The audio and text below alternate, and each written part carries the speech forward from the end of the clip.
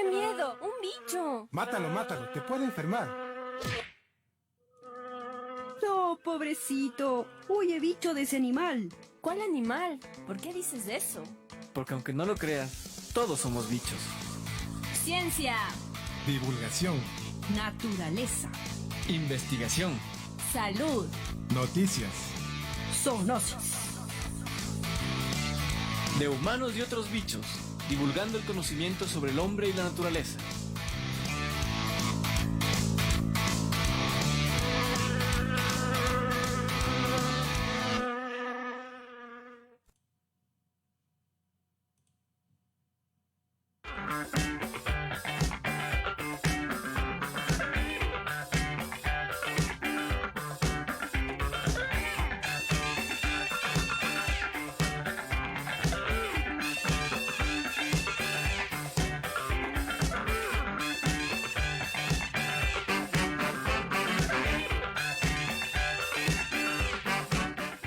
Defiende tu derecho a pensar, porque incluso pensar de manera errónea es mejor que no pensar.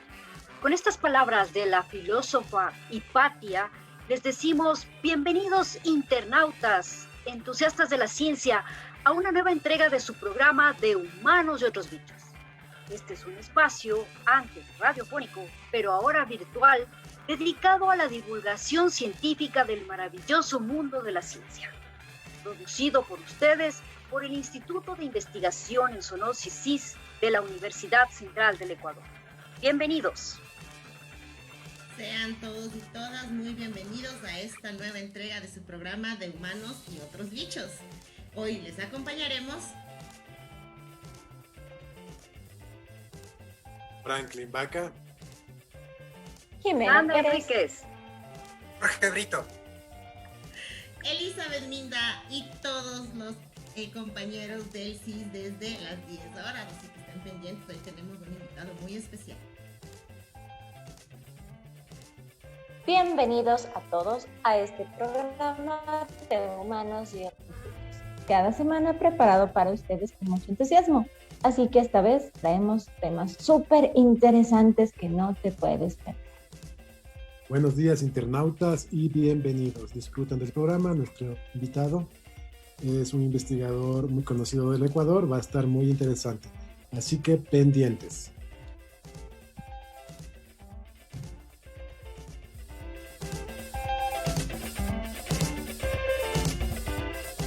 Por supuesto, comenzamos con los titulares.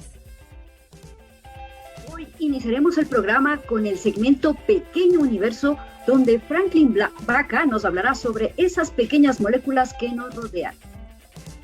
Regresa el segmento Café y Tertulia, donde tenemos como invitado a Jorge Brito, investigador del Instituto Nacional de Biodiversidad del Ecuador, INABIO. Elena Pérez nos presenta el segmento ¿Sabías qué?, donde nos contará sobre el mundo de los mamíferos. Además, por supuesto, como cada semana, bienvenidos a la Bicho Pregunta. Esta semana está súper fácil, es muy cortita, también es un poco triste la respuesta. Así que pónganle mucha atención. ¿Están listos? Estando quieto en mi casa, me vinieron a prender. Mi casa se salió por las ventanas y yo preso me quedé. ¿De quién estamos hablando? Otra vez se lo repito. Pongan mucha atención. Estando quieto en mi casa, me vinieron a prender. Mi casa se salió por las ventanas y yo preso me quedé. ¿De quién estamos hablando? Esperamos sus respuestas a lo largo del programa. Esa bicho pregunta, Jimmy, está demasiado difícil. Toca pensar ahora a nuestros internautas.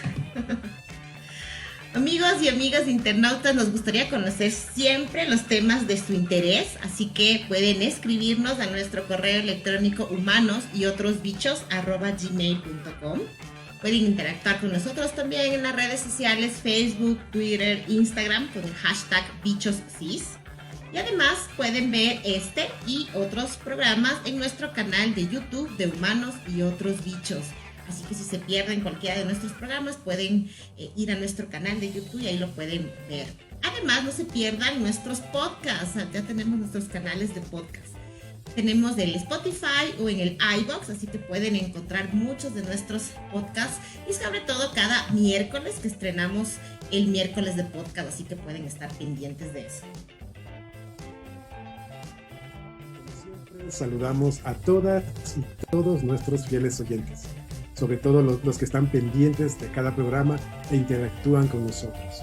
A Inés Pérez, Verónica Espinosa, Luis Mena, muchas gracias por su fidelidad. Gracias a todas y todos quienes nos escuchan en cada entrega de Humanos y otros bichos, desde cualquier lugar del mundo, ahora gracias al Internet.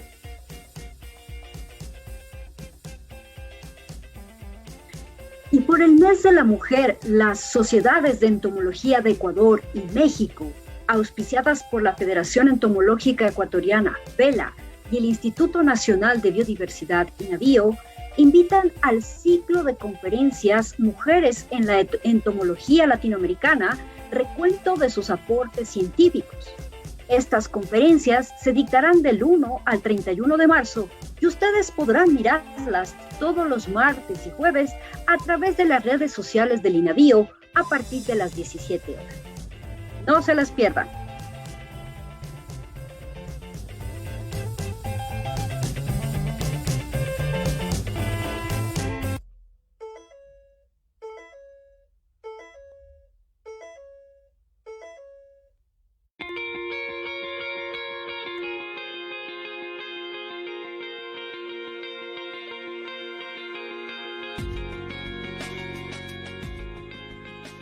Y hoy empezamos nuestro programa con el segmento Pequeño Universo. Franklin, cuéntanos, ¿de quién nos vas a hablar hoy?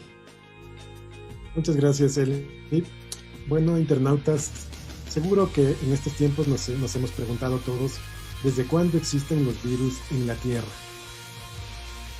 Bueno, pues para que los investigadores respondan a esta pregunta, ha sido muy complicado durante el tiempo que la ciencia investiga a los virus, porque estos organismos tienen ciertas características que les impiden detectar su origen.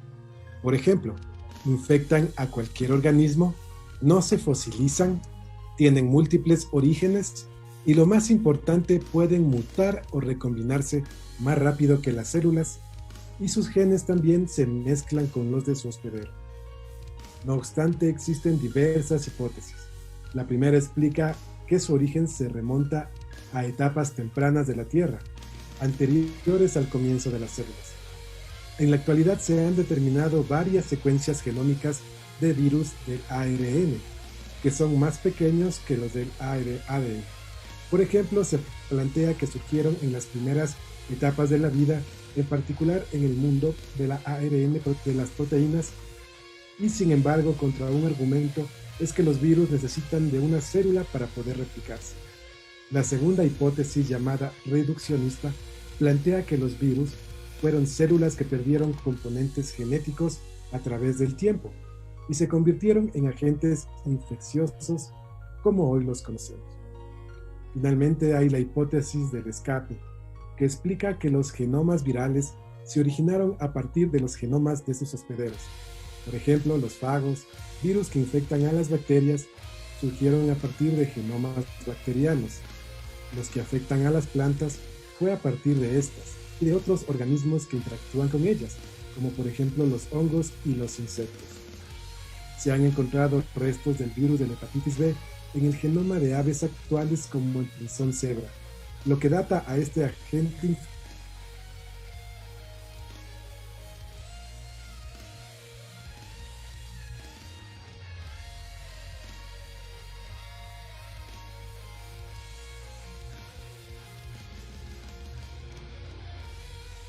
infeccioso en más de 500 millones de años. Los virus sin duda a las compresas agrícolas se extendieron rápidamente entre plantas, ganado y personas, debido al aumento en la densidad de la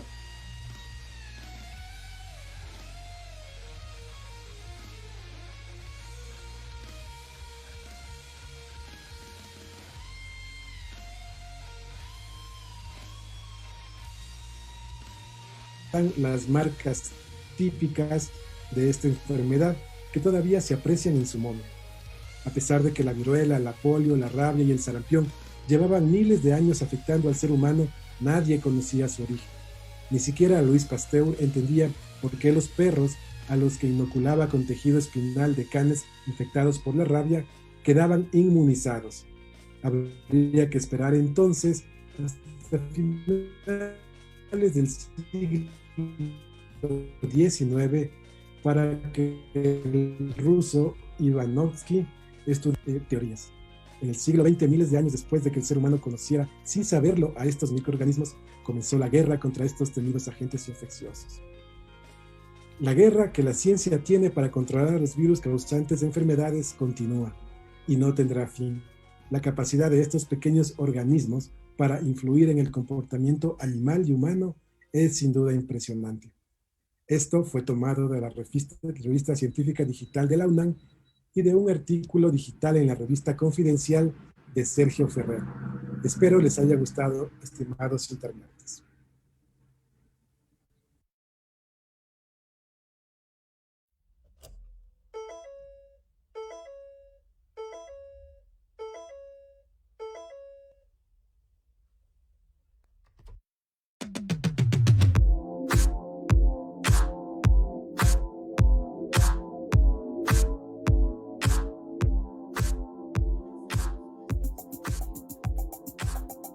Comenzamos nuestro segmento Café y Tertulia.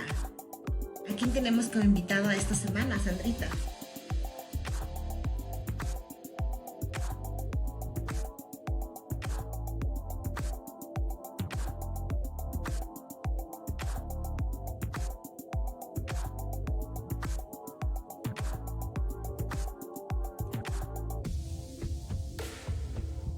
¿A quién tenemos como invitado esta semana, Sandrita?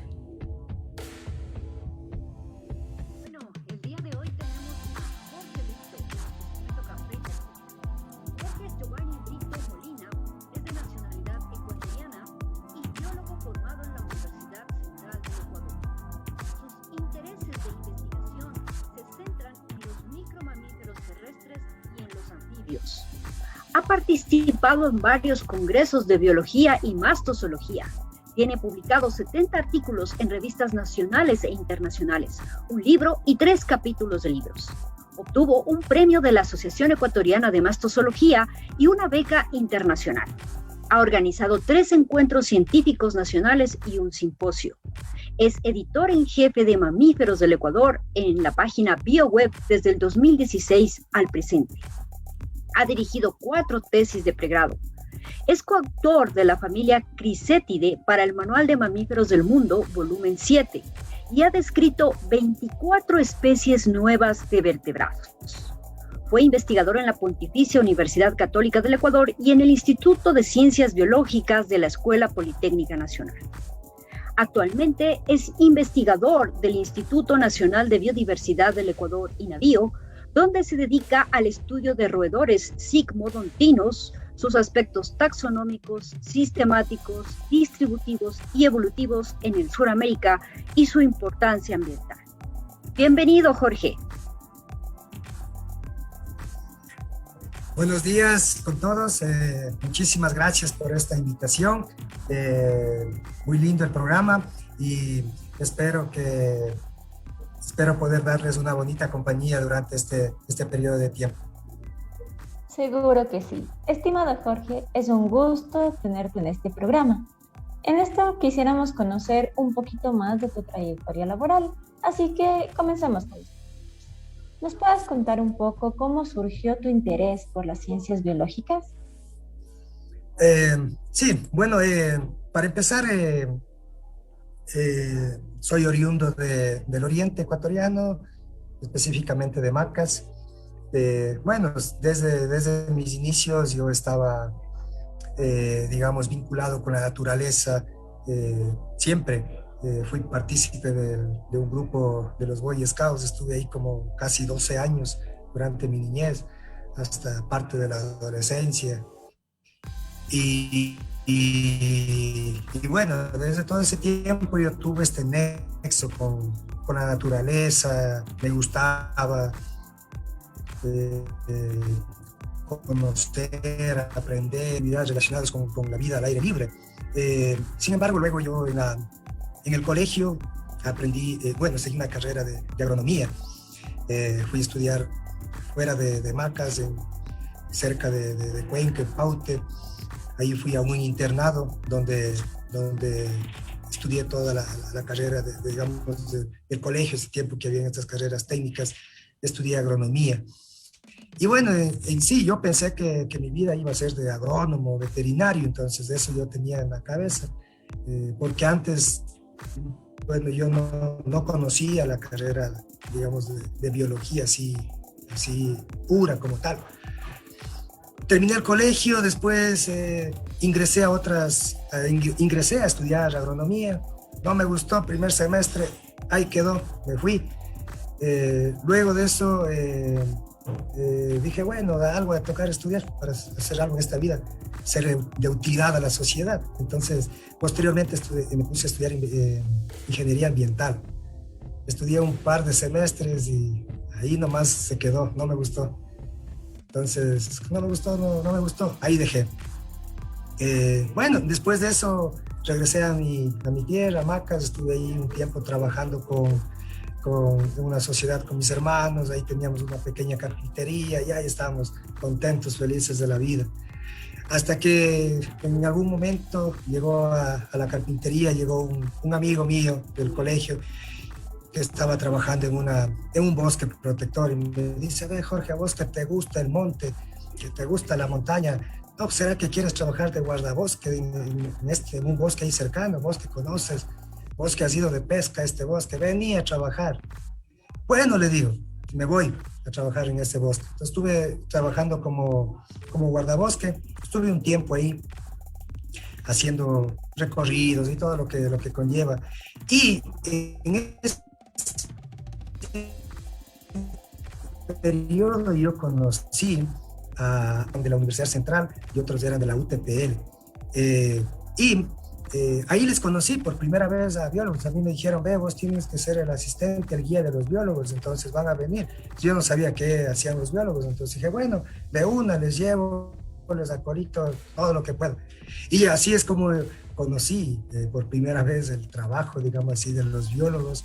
Me interesó mucho, había biólogos que trabajaban con mamíferos, otros con anfibios, había gente que trabajaba con plantas, con aves, y después, y estos colegas míos me decían, ahora colegas, me decían a mí, ¿por qué vos no te animas a estudiar biología? Y yo dije, no, ya estoy viejo, ya me sentía viejo a 25 años.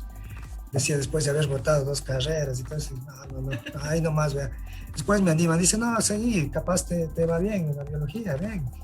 Y bueno, y así me animo. Entonces, después vine a la Universidad Central, justo estaban ya por abrirse cupos para el inicio de año. Entonces llegué a la universidad, averigué los requisitos y dije, chévere, está buenazo esto, sí, me gusta. Dejé separando el cupo para el prepo y todo eso. Y después después también, yo ya me había leído un poco que habían algunos museos donde había chance de hacer pasantías o prácticas. Y a la par me fui también a la Politécnica Nacional. Yo recién estaba sacando el cupo en la Central y me fui a la Politécnica. Y les conté, les dije, vean, justo ahí me encontré con Luis Arbuja y Ana Almendaris. Yo no les conocía. Me presenté así nomás, sin más. Le dije, vea, yo voy a venir a estudiar biología y me gustaría venir a aprender acá a hacer prácticas. Entonces el doctor Arbuja me dijo, verá, pero nosotros para recibir aquí pasantías, primero tiene que estar en 3er año mínimo. Ustedes no saben nada. Y dije, sí, pero de todas formas vine a averiguar, no pierdo nada. Y me dice, y después conversamos con él largo rato, y me dice, ya, bueno, vamos a hacer una excepción con usted. Venga, desde cuando usted quiera, venga a hacer práctica. Y así es como luego fui y me vinculé ya a la universidad y a la biología. ¡Wow! ¡Qué fantástica historia! Chévere tu historia, Jorge, muy interesante. Jorge, conocemos que te enfocaste en el estudio de los mamíferos, de los micromamíferos. ¿Cómo empezaste el trabajo con estos vertebrados? ¿Tuviste algún referente para seguir este camino? Claro, entonces continuando, Luego yo ya vine a estudiar la biología, ya vine a averiguar un cuartito, todo eso, donde vivir acá en Quito.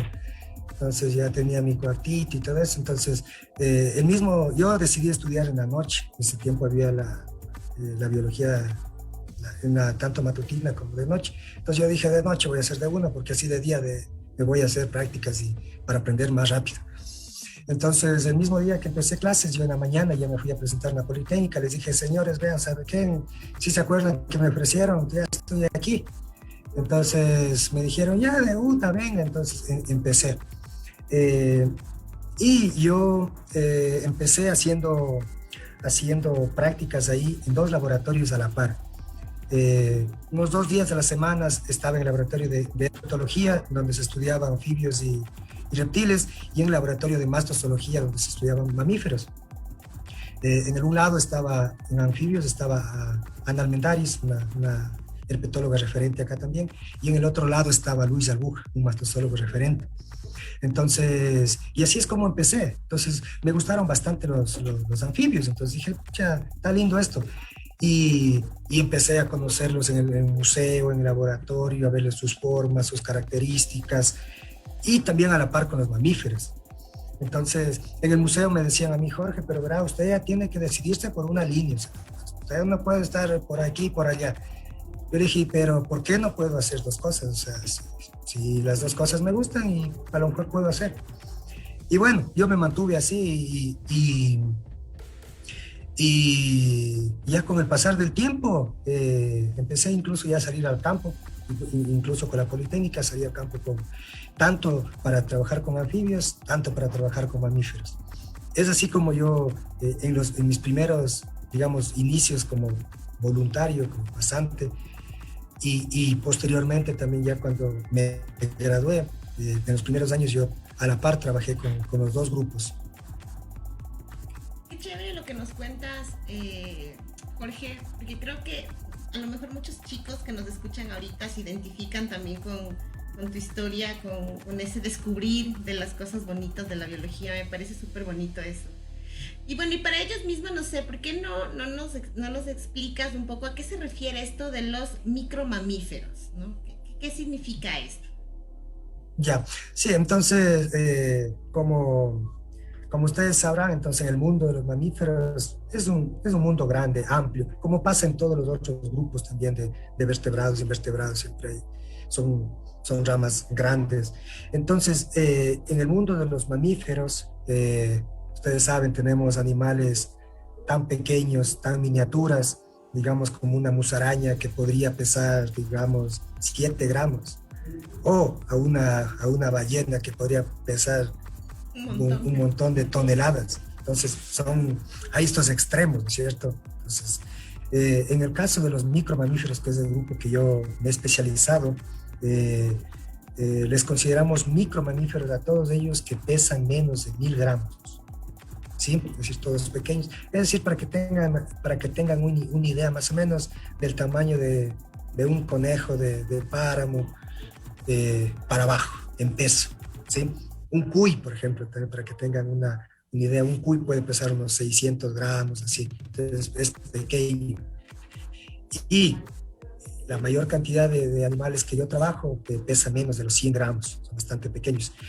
Dentro de este grupo de los micromamíferos, digamos, habría como una división en 2 grandes grupos igual, que serían los micromamíferos voladores, que son los murciélagos, y los otros que serían los no voladores, ¿sí? Que serían todo lo que son ratones, musarañas, marsupiales, conejos, ¿sí? Cuyes también ahí, estarían ahí. Entonces, así es como se separan estos grupos, y yo me especializo en los micromamíferos no voladores. Chévere, Jorge. ¿Y qué nos puedes contar acerca de la situación actual de estos micromamíferos en el Ecuador? Por ejemplo, su diversidad, en qué ecosistemas son más abundantes, de qué se alimentan, qué hábitats prefieren, cómo ustedes los capturan. ¿Qué nos puedes contar? Chévere, muchas gracias ahí por la pregunta. Bueno, verán, estos micromamíferos es un grupo en Ecuador muy poco estudiado, ¿sí? Hay muy poca gente que se animó a trabajar acá en Ecuador con estos grupos. Y claro, o sea, desde un inicio ha sido una rama, digamos como que abandonada, porque estos micromamíferos no siempre son carismáticos, ¿ya? Entonces, digamos, no es como una ranita que es bonita, una lagartija que es bonita. En cambio, el grupo que a mí me tocó son los más feitos, digamos así, entre comillas, los ratoncitos que mucha gente le tiene miedo, que mucha gente le huye, que le ve de lejos y se sube a la silla. Entonces con este grupo me tocó a mí. Entonces, por esa y muchas otras razones son poco conocidos en Ecuador.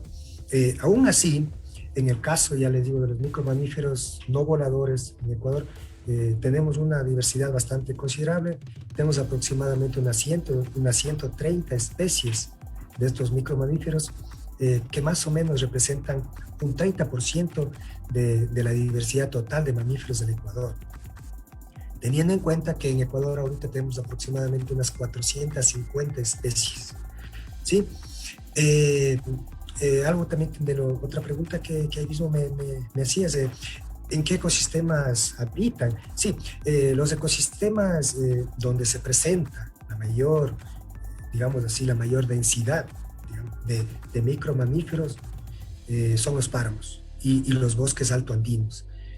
Por ejemplo, los bosques de Polilepis, no sé si es que algunos conocen, para darles una idea a los que no conocen. Por ejemplo, es facilito ver estos bosques cuando uno se va a Papayac. Hay unos bosques con unas ramas medio torcidas, medio tenebrosos. Entonces, son bien lindos. Exacto, son hermosos estos bosques y se caracterizan porque tienen unas cortezas que se desprenden como cortezas de papel, por eso le llaman también el árbol de papel. Entonces, este ecosistema hace, digamos así, un nicho ideal para los ratones. Entonces, ellos están contentos ahí porque ahí tienen comida y digamos, con las cáscaras del Polilepis hacen sus casitas para protegerse del frío y todo eso. Entonces, en los bosques de Polilepis nosotros hemos encontrado y en áreas aledañas las mayores densidades, digamos así, de ratones, de musarañas, de ratones marsupiales, ¿sí? ¿De qué se alimentan? Bueno, los micromamíferos tienen una alimentación variada, ¿sí? Por ello, a la mayoría de estos animalitos se les considera omnívoros, es decir, que comen de todo. Pueden comer hojas, frutos, semillas, flores, pueden comer pequeños insectos, ¿sí? Incluso algunos son oportunistas, por ahí ven una vivienda abandonada o una vivienda medio con puertas abiertas, se entran por ahí asaltan la alacena de la mamá y todo eso. Entonces, son oportunistas también la mayoría, como todos nosotros también en alguna vez. Entonces, por eso les llamamos omnívoros, ¿ya? Sin embargo, también existen excepciones, existen otros animales o otros micromamíferos con dietas que son especializadas, ¿ya? Como algunos, por ejemplo, que se alimentan de peces, ¿sí? Otros que se alimentan de insectos acuáticos, ¿ya? Es decir, que son animales que viven asociadamente a los cuerpos de agua, ¿sí? Y viven en el agua. Han evolucionado y tienen algunos caracteres especializados. Por ejemplo, algunos tienen membranas en las patitas, tienen algunos incluso el pabellón auditivo lo eliminaron porque mientras bucean cazan peces, levantan piedras y sacan pequeños insectos que viven en el agua. Entonces son bastante especializados. A estos nosotros llamamos unos animales que son, o ratones, que son animalívoros, como otros pequeños animales. Y existen otros animalitos, otros mamíferos pequeños también que pueden ser incluso otros que se sabe que incluso asaltan los nidos de otros ratones y se comen a las crías, es decir, están cumpliendo la función de un depredador, ¿sí? ¿Dónde habitan? En Ecuador habitan en todo el territorio, tanto en el continente como en Galápagos. Habitan desde el nivel del mar, en las costas, hasta los 5.300 metros de altitud. Este es el último dato que les doy, es un registro, por ejemplo, en el segundo refugio de Chimborazo, Entonces está viviendo por ahí, es solamente un ratoncito que llega por ahí y ahí se ha adaptado. ¿Qué técnicas utilizamos para estudiar o para capturar en campo? Utilizamos una gran variedad de técnicas. Principalmente en mi caso yo utilizo dos tipos de trampa, que son trampas de captura viva, ¿sí? Son unas trampas de unas cajitas con un gatillo que se activa, colocamos un cebo adentro, ingresa el ratón, come el cebo, se activa una trampa y se cierra la puerta. Y el ratón o la musaraña o el marsupial queda dentro vivo. Entonces, es así como trabajamos. Entonces, dentro de estas trampas tenemos de varios tamaños, de varias formas. Pero esta es la principal forma como yo trabajo en campo.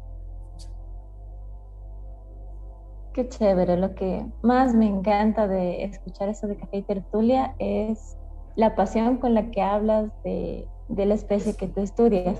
Porque creo que muchas personas de las que nos escuchan, como tú dices, van a estar diciendo ratones, qué feos, ¿no?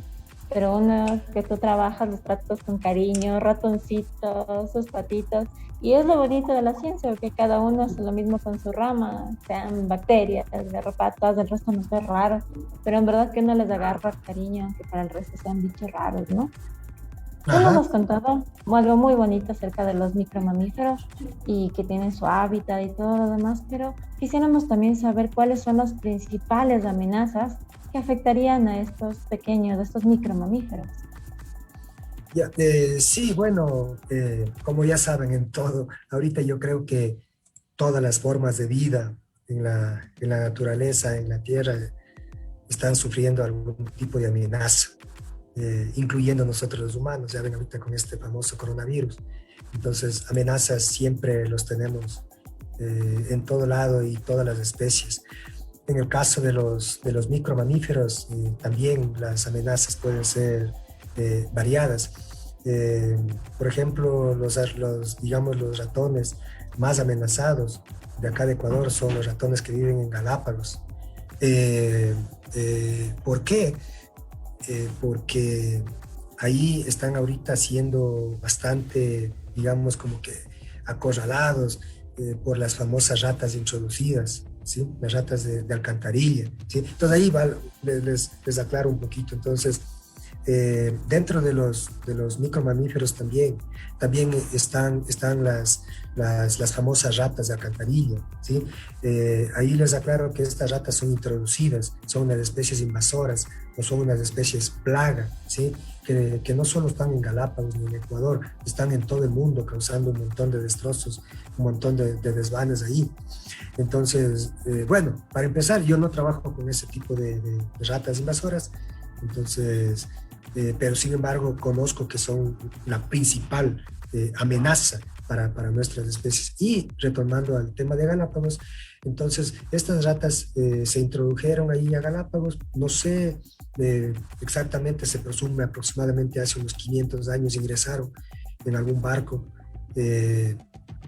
y empezaron a tener un crecimiento explosivo ahí, y al momento que esto sucedió empezaron a reducir el recurso alimenticio y de nicho a las especies endémicas, que les aclaro también, todas las especies, digamos, nativas de Galápagos, toditas son endémicas, y ahorita todas están en peligro crítico y algunas incluso ya se extinguieron, y justamente porque las responsables son estas ratas.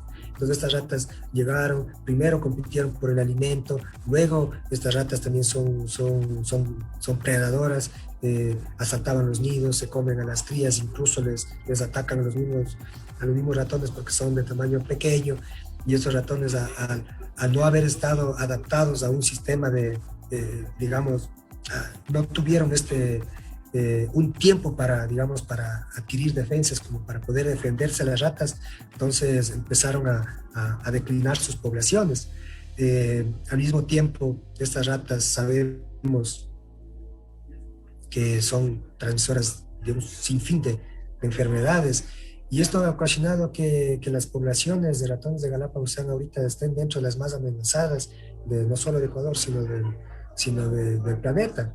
Entonces, así, ya dentro del continente en sí, también tenemos amenazas. En este caso, no tenemos la amenaza principal, no son las ratas, digamos, estas invasoras como en Galápagos, porque estas ratas están más, como que llegan más a las ciudades, están más contentas las ciudades tienen comida, tienen basura, entonces están felices ahí viviendo con los humanos. Y en cambio, los otros micromamíferos que viven en los ecosistemas nativos, silvestres, muchos de ellos también están siendo ahorita sufriendo una presión por la disminución del hábitat. ¿Sí? Entonces, por ejemplo, hay muchos de estos micromamíferos que son especialistas en vivir en ecosistemas arbóreos, es decir, viven en los árboles. En el momento en que empezamos a cortar los árboles, les estamos dejando sin recursos donde puedan vivir, porque ellos tienen adaptaciones para vivir en los árboles. Entonces, si les cortamos los árboles, estos animales no pueden adaptarse a vivir en el suelo, porque no tienen adaptaciones, tienen extremidades adaptadas para agarrar, para trepar, pero no para correr o saltar en el piso. Entonces, les quitamos los bosques y estamos ahí poniéndoles una seria amenaza. Otros animales también que están siendo amenazados son principalmente estos que están asociados a la vida acuática, ¿ya? Entonces, al momento en que contaminamos los ríos, ¿sí? Entonces estos animales también se ven bastante amenazados. Por eso también acá en Ecuador, por ejemplo, los micromamíferos que están asociados a los sistemas acuáticos, muchos de ellos están en categoría de peligro crítico de extinción. Sí, Jorge, sin duda es muy preocupante la situación del Ecuador. Lo hemos visto, los bosques están siendo atacados agresivamente por los seres humanos, ¿no? En un país tan biodiverso y habiendo tantas especies por descubrir, a muchas no las vamos a conocer nunca. Tú, Jorge, has descrito 24 especies de vertebrados para el Ecuador. ¿Nos podrías contar cómo es el proceso para decir que una especie es nueva para la ciencia? Sí, chévere, con todo gusto. Bueno, en mi caso, voy a contar en mi caso, generalmente estos descubrimientos han surgido a través de trabajo de campo, ¿sí? Yo he estado en los últimos tiempos dedicado a estudiar áreas remotas y otras áreas también cercanas, digamos así, a las grandes urbes, pero que no se disponía de información previa, porque no existía trabajos de investigación con anterioridad. Cuando alguna forma, por ejemplo, de un ratón, voy a campo, trabajo, capturo un ratón y yo no le reconozco, digamos, a primera vista en campo, entonces lo que hago es yo prosigo con esta investigación en laboratorio. Entonces llego al laboratorio, llego al museo, en donde inmediatamente empiezo a hacer comparaciones de mi material nuevo que, digamos, que vengo trayendo de campo, empiezo a hacer comparaciones con material de museo. Y si es que así no llego a nada, sigo en las mismas o sigo con la misma dificultad inicial, también recurro a hacer comparaciones con la literatura especializada. Entonces reviso toda la información previa que ha habido sobre, digamos, del grupo con el que más o menos yo estoy teniendo una hipótesis que podría estar relacionado. Y luego también suelo hacer consultas a especialistas a lo largo en cualquier país donde esté el especialista. Entonces le escribo, le digo, vea colega, acabo de capturar unas muestras, la verdad no tengo idea lo que son. Para mí, o sea, yo pienso que pueden ser una especie relacionada a este grupo o a este género, entonces, pero no tengo claro porque no conozco. ¿Me puedes ayudar? Entonces a veces el especialista me dice, mira, también, Jorge, estoy en las mismas, tampoco llego a nada, no conozco eso. Yo he revisado todas las colecciones, todo lo del mundo, pero nada como lo que vos tienes. Entonces ya con eso es lo que suelo hacer. Entonces empiezo a tener mi hipótesis de que posiblemente puedo estar frente a una especie nueva. Sigue siendo una hipótesis. Y luego lo que hago es empiezo a realizar análisis de las muestras para tratar de identificarles caracteres que podrían ser únicos, o caracteres que pueden ser propios de una especie que aún no conocemos. Es lo que empiezo a hacer primerito. Luego, posteriormente, ahorita ya con la tecnología que tenemos y todo eso, hacemos también análisis moleculares, trabajamos haciendo extracciones de algunas moléculas, luego medimos, tomamos un montón de medidas de los animales, hacemos unos análisis matemáticos y a la par también vamos, como ya tenemos la hipótesis de que es una especie nueva, entonces también tratamos de ir estableciendo posibles barreras geográficas para separarlo, delimitarle de la especie con la que podría ser confundido, ¿ya? Entonces, la finalidad es tratar de brindar la mayor cantidad de evidencia posible de que lo que yo tengo en manos es una especie única en el mundo o única para la ciencia, ¿sí? Y luego ya con esto finalmente entonces se elabora un manuscrito donde presente toda la información de sustento, ¿sí? Incluyendo fotografías, todos los análisis, toda la información que me dé la evidencia de que es una especie única, ¿ya? Finalmente, lo que hacemos, este manuscrito lo sometemos, digamos así, en alguna revista científica. En mi caso, yo siempre trabajo en revistas que son especializadas en el campo de mamíferos o en el campo de anfibios. Entonces, y lo que hacemos es enviamos el manuscrito listo a esa revista. Y ya el manuscrito en esa revista ingresa a un proceso de arbitraje, un proceso de revisión por pares también que llamamos, es decir, donde nuestra hipótesis puede ser corroborada o puede ser debatida por los especialistas. Siempre estos manuscritos son revisados por especialistas. Entonces el especialista coge, revisa toda la evidencia que presentaste y finalmente dice, sí, es verdad, tienen ustedes algo distinto y se da la carta, digamos así, como el aval o la carta para que se publique. Finalmente sale publicado en esta revista, no sin antes hacer el registro correcto en un repositorio grande que se llama el Zoobank, donde se registra ahí todas las formas de vida para que quede ya formalmente descrito según todos los códigos de nomenclatura zoológica que manejamos. Jorge, también has trabajado mucho en el estudio de anfibios y reptiles. ¿Qué nos podrías contar sobre la situación de estos grupos de animales en el Ecuador? Sí, bueno, como les había dicho, o sea, los anfibios y reptiles son un grupo bastante carismático. Estos aquí están los animalitos bonitos que a todo el mundo les gusta. Esas ranas venenosas o las ranas arlequines que están muy hermosas, todas están bonitas. Es un grupo bastante interesante, bastante apasionante, muy diverso, muy rico, con una variedad tremenda de formas, de tipos de vida, especies acuáticas, terrestres, arborícolas, especies que habitan en zonas rupestres. Escucha, una variedad así increíble, ¿sí? Y con un endemismo, escucha, también igual a sí mismo de increíble. Tanto así, por ejemplo, nosotros ahorita en Ecuador se tienen aproximadamente 643 especies de anfibios. Y con este número, por ejemplo, el país se posiciona como el tercer país más diverso del planeta, superado solamente por Brasil y por Colombia. Sin embargo, por unidad de superficie, digamos así, Ecuador es el país con la mayor diversidad y densidad de anfibios del planeta.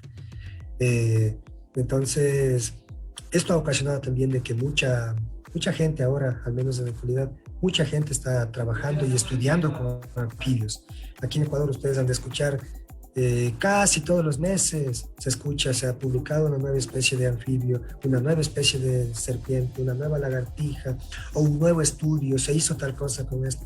Es porque esto ha hecho que muchos grupos de investigación ahorita estén enfocados y formando estudiantes en estos grupos. Ahorita esto es como, digamos, un auge acá en Ecuador.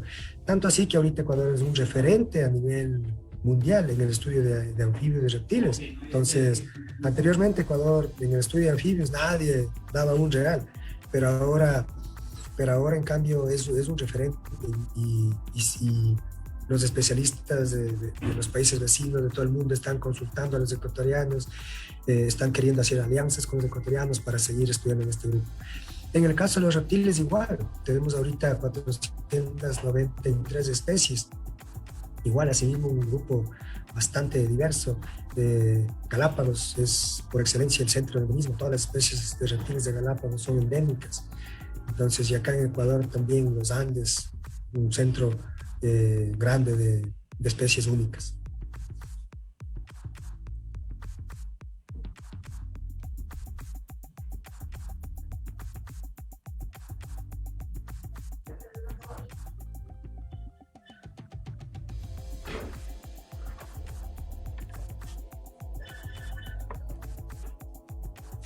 Y Jorge, ¿con qué instituciones has trabajado, tanto nacionales como extranjeras, para que financien tus proyectos de investigación?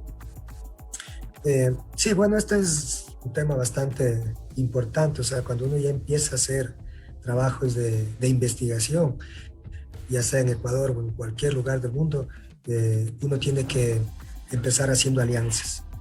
Empezar haciendo alianzas con grupos de investigación, con universidades, con institutos, con proyectos, con programas, con ONGs, ¿ya? Entonces, esta es la única forma ahorita de surgir.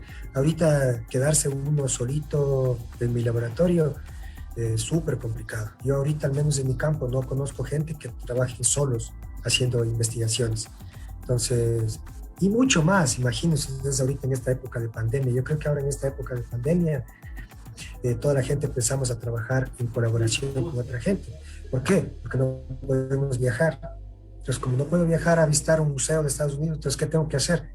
Tengo que hacer alianzas con el colega que está más cercano para que me ayude revisando especímenes y viceversa. Y así, no solo en el campo de la biología, sino en muchos campos. Entonces, esto también nos ha hecho que nosotros aprendamos a trabajar en equipo ahora y a colaborar entre sí. En mi caso, yo en el caso de Ecuador, yo trabajo con varias instituciones acá para poder llevar a cabo los trabajos. Por ejemplo, con la academia trabajo bastante con la Universidad Católica del Ecuador. Ahí tengo un colega, Nicolás Tinoco, con el que trabajamos bastante. Hemos desarrollado muchos proyectos y Nicolás me colabora, por ejemplo, en la parte de la genética. Porque en mi caso, nosotros aquí en el laboratorio no tenemos un laboratorio o un espacio para hacer biología molecular. Entonces, para no quedarme yo ahí sin poder avanzar, entonces he hecho alianzas, entonces trabajo con esta universidad y así producimos. También colaboro con la Universidad de la SUAY, con algunos colegas que también están enrumbados en el mundo de los micromamíferos, y para poder realizar trabajos de campo acá en Ecuador, nosotros hemos establecido colaboraciones con ONGs como la Fundación Minga. Entonces, con ellos trabajamos en varias de sus reservas. Ellos nos financian también trabajo de campo, a veces también parte del equipo. Entonces, estas coyunturas han hecho que nosotros podamos desarrollar y trabajar en los trabajos, en las investigaciones, sobre todo llegar a terminar las investigaciones, que eso es lo principal. Mucha gente en el país, no solo en la biología, empezamos contentos, felices, ya ahora sí empecé mi proyecto, ya ahora sí, y estamos ahí. Y al final, 2 meses después, se murió el proyecto. No, 1 año después, se acabó el proyecto. ¿Y qué fue el manuscrito? No, es que ni siquiera... Entonces, lo más duro es terminar el proyecto. Empezar, todo el mundo empieza, 1.000.000 cosas, pero terminar es lo duro. Entonces, y para poder culminar, uno debe primero aprender a ser líder cuando está liderando su trabajo, y luego también cuando uno no puede hacer las cosas solo, hay que aprender a pedir ayuda. Y pedir ayuda es hacer colaboraciones con otras instituciones. En mi caso, por ejemplo, yo en Ecuador no tuve un maestro, digamos así, que me enseñe el trabajo de los micromamíferos. Entonces yo aprendí de extranjeros. Entonces ahora yo mantengo colaboraciones, por ejemplo, con la Universidad Texas Tech de Estados Unidos, con ahí trabajamos con un colega. También en Brasil trabajamos con el Museo de Sao Paulo, tenemos también ahí colaboraciones. Con Argentina, con el Centro Nacional Patagónico, estamos trabajando también bastante en colaboración. Con Alemania también trabajamos con el Museo Alexander Koning de Bonn. Entonces, y así vamos integrando este grupo. A veces en algunas investigaciones yo les invito a participar a esta gente, o a veces sucede viceversa. Esta gente me invita a mí a participar en trabajos, y así es como hemos ido trabajando. Interesante, Jorge. Sin duda hay que ser muy creativo y perseverante para la investigación. Tú también eres curador de mastozoología del Instituto Nacional de Biodiversidad, INABIO. ¿Nos podrías contar un poquito qué significa este trabajo? ¿Qué haces como curador en el museo? Bien, chévere, muchas gracias por la pregunta, es muy buena. Yo creo que los oyentes deben estar preguntándose qué harán allá en el museo. Entonces, bueno, mi trabajo, por ejemplo, consiste, yo lo que hago acá es dar mantenimiento, mantener las colecciones científicas, ¿sí?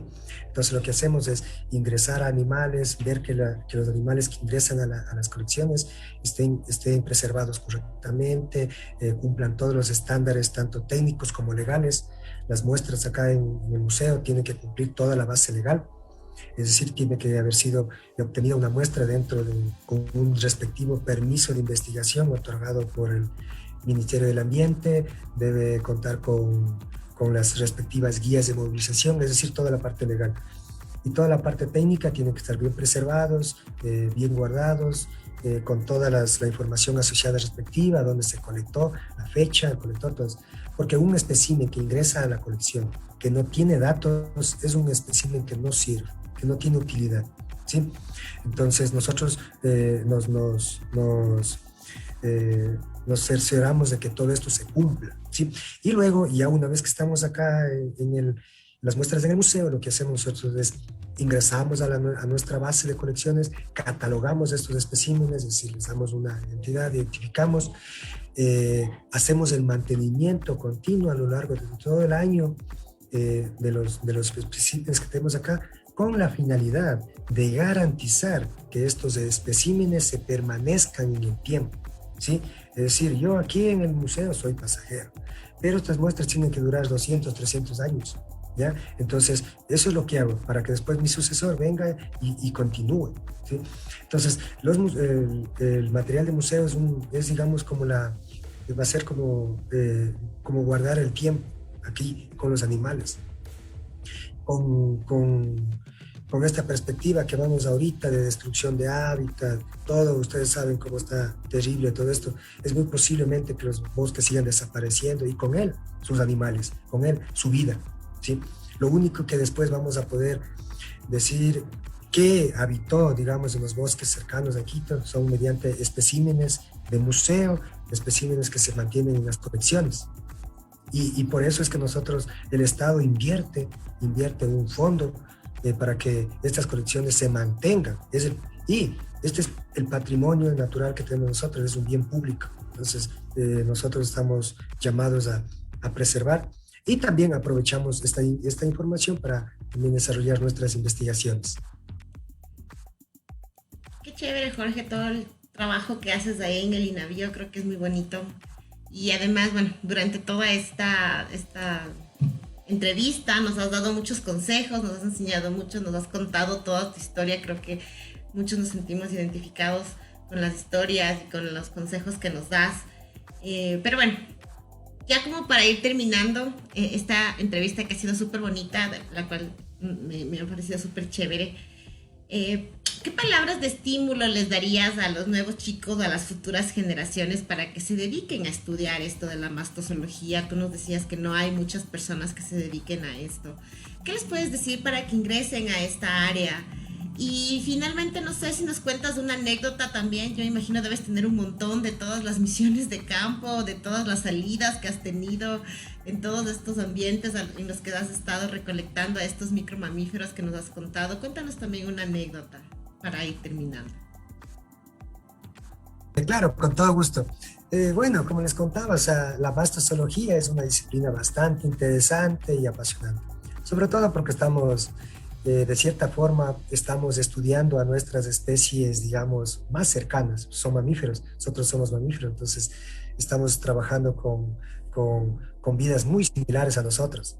Entonces, esto hace que sea muy interesante y apasionante a la vez. Y esto es súper interesante porque los mamíferos presentan, les había comentado, una gran variedad de formas y inmersos en él muchos campos que aún no conocemos, como la ecología, el comportamiento de los animales, de muchas especies. Entonces, a los estudiantes que nos estén escuchando y que estén interesados en iniciarse en la biología y que tengan interés en estudiar mamíferos, les animo a que ya, o sea, desde ahora mismo, a tratar de vincularse con algún museo, ¿sí? Universidad o grupo de investigación que estén trabajando con mamíferos, ¿ya? Es la mejor forma.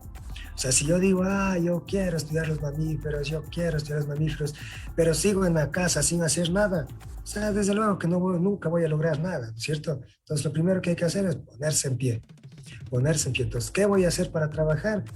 Entonces, bueno, voy a vincular a un museo o a la universidad. Cierto, la universidad tiene un grupo, tiene gente trabajando con mamíferos, me voy a pegar a ellos, voy aprendiendo.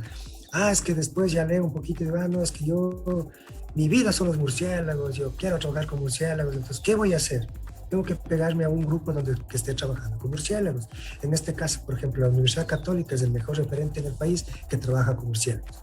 Entonces, en mi caso, yo me iría a la Católica y mi vida son los murciélagos, sueño con murciélagos, quiero trabajar con murciélagos. Y me fuera a presentarme ahí, a que me instruyan y por ahí empezar. Y lo mismo con otros grupos, por ejemplo, si quieres estudiar primates o mamíferos marinos, si quieres estudiar mamíferos marinos, obvio que no tiene que quedarse en Quito, tiene que irse a la playa, tiene que irse a Galápagos o donde sea para trabajar con estos. Entonces hay que moverse, quitarse las comodidades que uno tiene y sacudirse y empezar.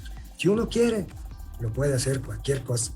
Y es que en Ecuador nadie me puede enseñar. Bueno, pues entonces busca las formas, consulta. Ahorita uno se coge, se entra, se googlea y encuentra un montón de gente ahí y entonces empieza a escribir.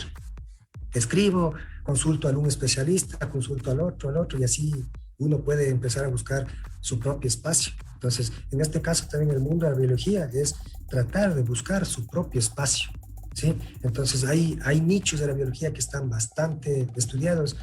Entonces, si yo quiero, digamos así, colarme dentro de ese nicho, tengo que entrar yo con una iniciativa linda para poder acoplarme. De lo contrario, entrar a competir es durísimo, digamos en el caso de los anfibios. Ahorita yo lo veo, en el caso de los mamíferos, de los anfibios, el nicho, mucha gente trabajando y ahorita yo tratar ahí de vincularme en algún lado es complicado. Entonces, ¿qué hago? Dentro de los anfibios, un ejemplo de los mamíferos, voy a incluirme por este grupo que no está muy trabajado y por ahí a lo mejor encuentro un nicho, ¿ya? Entonces, como por ejemplo, hay mucha gente, en el caso de Sandra, por ejemplo, ella encontró su nicho con los parásitos, está buenísimo, como nadie hacía parásitos acá en el Ecuador, ella encontró un nicho ahorita Sandra es ama y señora de los parásitos en Ecuador y está formando gente, está publicando, está haciendo un montón de cosas. Entonces, esa es la cuestión, hay que levantarse, sacudirse y buscar este nicho. Y de paso que uno se aprende, se empieza a buscar grupos donde uno pueda aprender, o sea, a vincularse, a tener mentores. Ahí mismo, en esos mismos sitios, uno puede encontrar posibles fuentes de trabajo. Algo que es tan complicado ahora. Y mucho más en la biología. En la biología ahorita al menos es súper complicado conseguir trabajo. Entonces, la única forma ahorita es desde estudiantes, uno vincularse y empezar ahí. Y a lo mejor ahí, si es que yo hago bien un trabajo y me gusta, a lo mejor el profesor, el curador va a decir, ¿sabes qué? Me salió un proyecto, vení a trabajar aquí, te voy a contratar 6 meses para que hagas el trabajo. Y así es como uno empieza. Entonces, eso, hay que levantarse y no quedarnos ahí esperando que todo nos caiga como la maná en la casa. Entonces, eso no sucede y no va a suceder nunca. Hay que levantarse. Y Muchas gracias. Sí, Dale. Sí. Y bueno, como me hicieron 2 preguntas a la vez, la otra pregunta era la anécdota.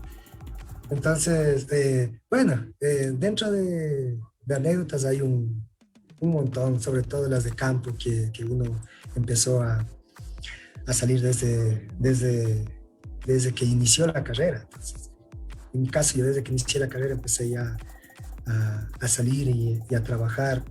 En segundo año de universidad yo ya tenía mi propio proyecto de investigación, empecé haciendo murciélagos en una zona cercana a Macas. Y luego yo me di cuenta que, por ejemplo, en mi provincia, el estudio de los mamíferos y de los anfibios estaba abandonado, de Morón a Santiago. Entonces nadie daba un real, o sea, ahí nomás, ya. Y bueno, ustedes saben, siempre la gente dice, nadie es profeta en su propia tierra. Entonces siempre tienen que ir a otro lado. Y yo decía, no, pues vamos a ver si es que esta hipótesis funciona conmigo. Entonces dije, a lo mejor no siempre es así. Y yo empecé mi proceso de trabajo, de investigación en Morón a Santiago, y específicamente en las zonas del Parque Nacional Sangay, que es una zona bastante cercana a Macas. Entonces ahí es donde empecé. Y dije, voy a empezar con Macas. Y yo me acuerdo la primera vez que fui al parque, a las oficinas del parque, a presentarme, decir, vean señores, yo vengo con toda la energía del mundo y quiero hacer un trabajo con anfibios acá en el Parque Nacional Sangay. Entonces mi primer intento fracasó, no me dieron cabida, me dijeron, chavos, ¿qué vas? Si recién estás en segundo año, ¿qué vas a hacer? Entonces me dijeron, vos primerito necesitas, tienes que tramitar un permiso de investigación. Entonces ahí recién me enteré que había que hacer eso. Entonces, y me decían, dije, bueno, ya chévere, entonces, ¿qué necesito? Me dije, tienes que traer una carta de respaldo de una institución científica, si no, no te damos nada. Entonces dije, bueno, pues entonces hagamos el intento. Entonces me fui a la Politécnica Nacional y dije, vea, doctor Albuja, quiero hacer esto, Acolite, vea, échese una mano, vea, uno todavía guambra, Acolite, nadie apoya.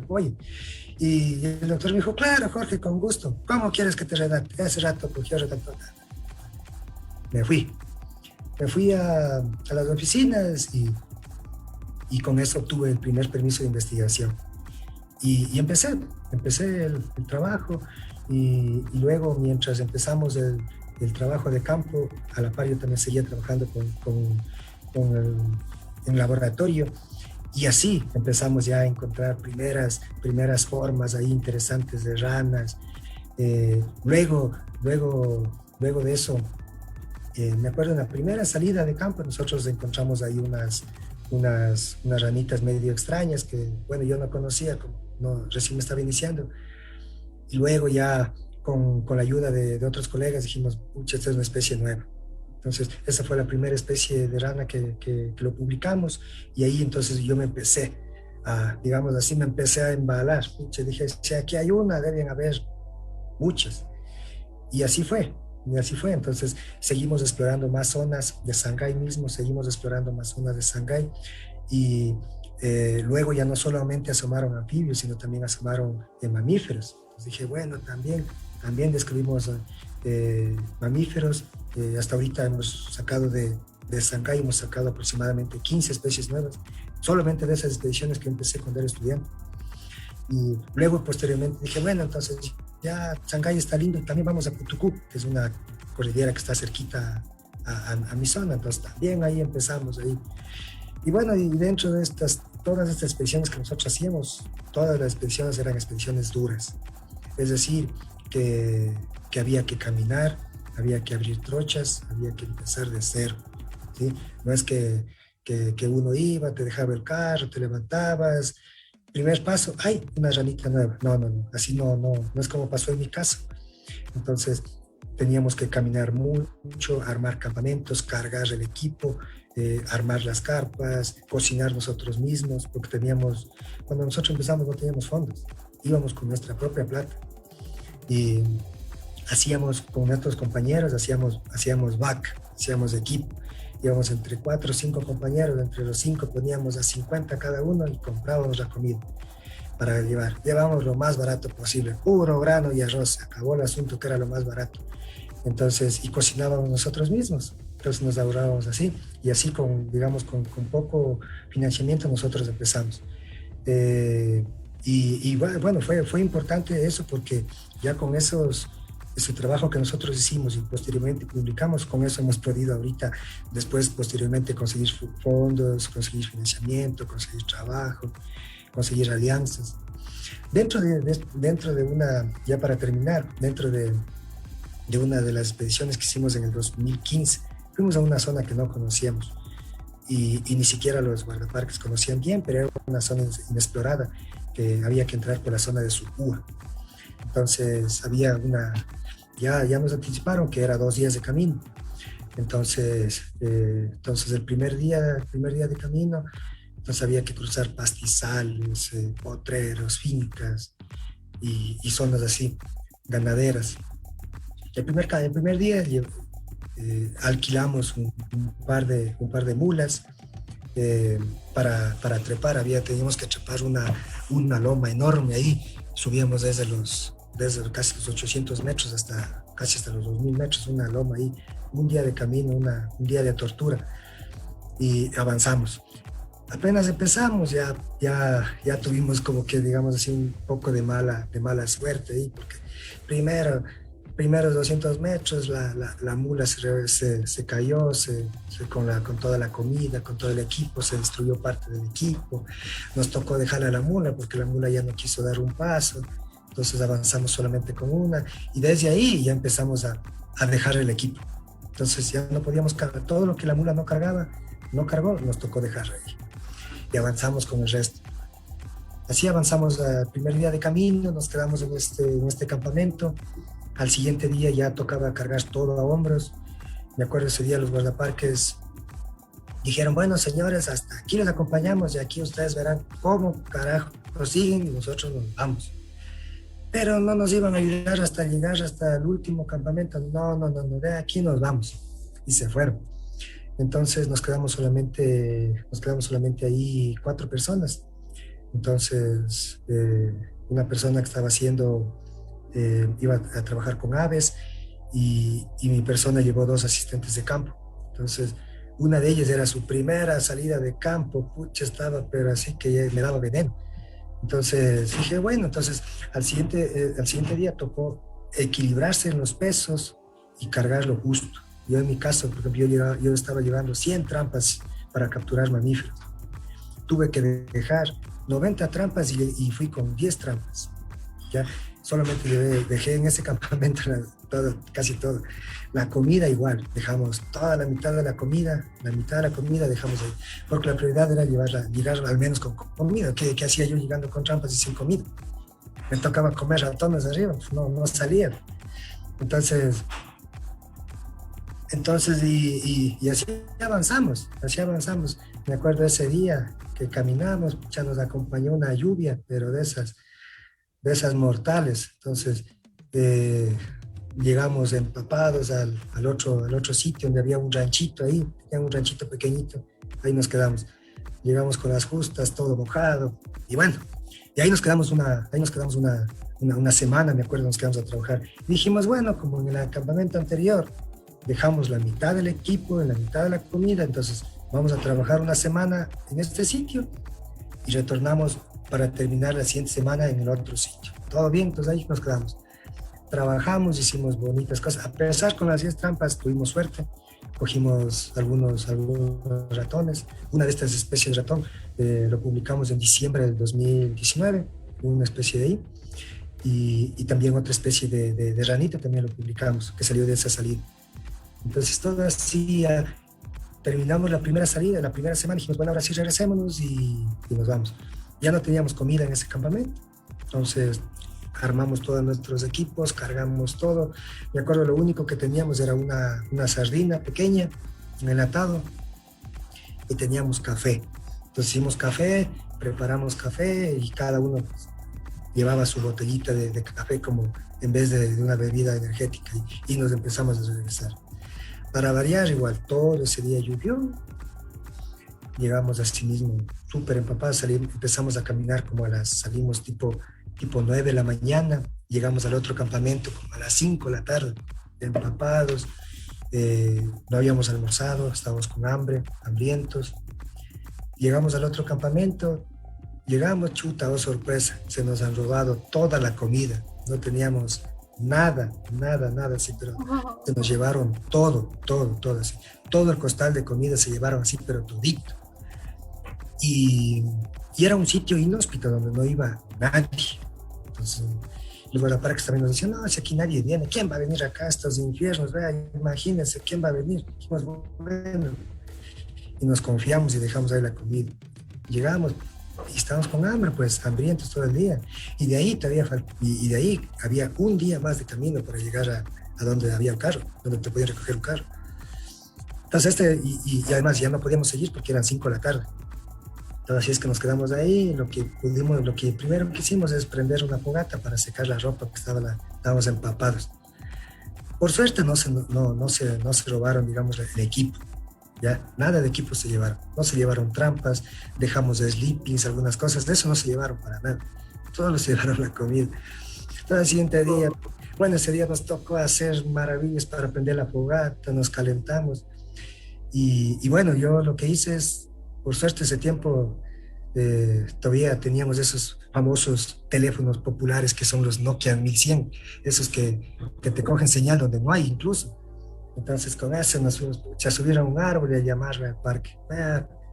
Vénganos a llevar mañana, acolítenos porque estamos, primero, ya muertos de hambre, segundo, estamos recansados, no tenemos comida y nos toca ya abordar la salida, o sea, tenemos que salir mañana ya de inmediato y no como lo que teníamos planificado. Y justo ese día era Viernes Santo.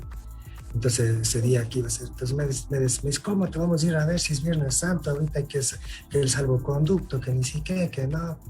Dije, no sé, entonces ve cómo haces, pero vennos a llevar, porque si no, ¿cómo salimos de acá? Pues nosotros mañana tempranito vamos a salir. Entonces dije, bueno, si no puedes, manda a alguien o como sea, pero nos vienen a ver. Bueno, entonces ya, mañana, cierto, digo, ¿sabes qué? Y a cualquier persona que venga a vernos, le digo, pásate por el restaurante de mi hermana en Macas y dile que nos mande unos 4 chaulafanes así de grandes y una cola de 3 litros así de Coca-Cola, pero así bien fría. Y ya, dice, entonces hicimos. Y de ahí al siguiente día, ya tempranito, empezamos con las personas a bajar. Y yo estaba en las salidas ahí con chicas que ya no avanzaban, estaban cansadas. Empezamos al retorno. Entonces yo siempre les decía, acuérdense, vean, pilas, vean que abajo nos está esperando el chaulafán y la Coca-Cola, vean. Caminemos. Chuta, y así nos tocó. Así abordamos la salida, llegamos. Me acuerdo que esa fue creo que es la mejor Coca-Cola que me tomé en mi vida. Ahí, después de llegar, pasar 2 días casi sin comer ahí. Eso nos ha pasado.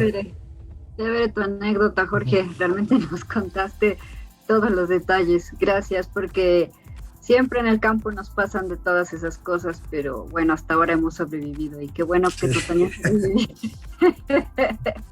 Bueno, te agradecemos infinitamente por tu entrevista. Realmente ha sido muy valiosa, nos has aportado mucho conocimiento y estoy segura que también para nuestros internautas. Y pues te hacemos la invitación para un próximo programa para que nos sigas contando, porque Jorge Brito tiene mucho que contar según lo que veo, y te agradecemos sinceramente. Gracias por haber compartido este segmento Café y Tertulia con nosotros. Hasta una próxima oportunidad, Jorge. Muchísimas gracias y a las órdenes para cualquier otro momento y espacio. Gracias.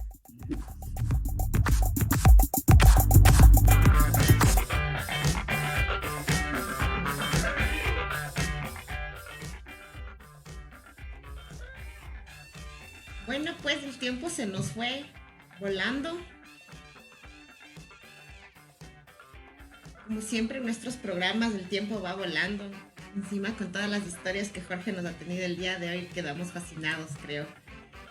Pero bueno, pues lamentablemente tenemos que irnos, ¿no? Es muy corto el tiempo que nos da el programa para seguir hablando y hablando más de ciencia y de historias Pero bueno, nos vemos en todo caso el siguiente viernes con más historias, más ciencia y más cosas interesantes y segmentos. Así que a todos y todas, muchas gracias por habernos acompañado el día de hoy.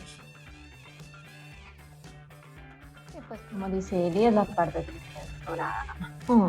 Pero también es la respuesta de la dicha pregunta, que seguramente estaban preguntándose de qué está hablando. Realmente está súper fácil. Solo pónganle un poquito de atención. Estando quieto en mi casa, me vinieron a aprender. Mi casa se salió por las ventanas y yo preso me quedé. ¿De quién estamos hablando? No sé si Eli tenga las respuestas en las páginas de Facebook, porque veo Frank, Sandrita dicen no sé. Sí, justo tengo una respuesta. Miguel Ibáñez nos dice una tortuga. La respuesta es totalmente incorrecta. Por el WhatsApp también nos dice Luis que este es un perrito. No puedes salirse. No, Luis Mena, otro Luis, por si acaso, Luis, porque después me vayas a decir, yo no dije no. Esta semana no supiste la respuesta y por eso no me escribes, pero también sé que nos estás escuchando, así que muchos saludos. Pero como les digo, estaba súper facilita. Y es un poco triste también la respuesta, ¿no? Ya que nadie le atinó la respuesta correcta, les vamos a decir qué es. Es un pez que se quedó atrapado por las redes. El pez está quietecito, tiene las redes y su casita se sale por las ventanas y se queda atrapado. Así que vieron que sí estaba fácil. Bueno, espero que les haya gustado y que participen más en la siguiente semana, porque cuando está difícil ahí no participan. Pero tampoco me dijiste la respuesta, pero también sé que nos escuchas. Así que muchos saludos a todos los que están pendientes y muchas gracias, Jorge, por todas tus experiencias. Es muy divertido acordarte de lo que pasas en campo, porque son las cosas que después dices, ¿cómo sobreviví? Pero estamos aquí todos y seguramente tenemos para hablar. Esperemos. Cuídense mucho, recuerden, protéjanse de ustedes para cuidar a sus seres queridos también. La pandemia no se ha terminado, así que tengan mucho cuidado. Recuerden. Y hasta una próxima entrega de Humanos. Sí, estuvo difícil la bicho pregunta, Jimé. También suelo soñar con tomarme una Coca-Cola luego de regresar de las salidas de campo. Muchas gracias, Jorge, por la entrevista, muy interesante. Y hasta la próxima semana, queridos internautas. Y recuerden que mientras no podamos volver a las actividades presenciales, estaremos transmitiendo este programa por el Facebook Live de Humanos y Otros Bichos y de la radio universitaria online, todos los viernes desde las 10 horas. Y también subiremos los videos a nuestras redes sociales para que puedan verlos y disfrutarlos cuando ustedes quieran. Queremos agradecer a Elizabeth en los controles. Sin ella no podríamos transmitir este programa a través de las redes sociales. Muchas gracias, Eli. Y pues fue un gusto compartir este tiempo con ustedes. Gracias a Jorge. Y pues esperamos que hayan disfrutado de este programa que fue súper informativo y anecdótico. Hasta un próximo programa. Y digámoslo juntos. 1, 2, 3. Y que la ciencia triunfe.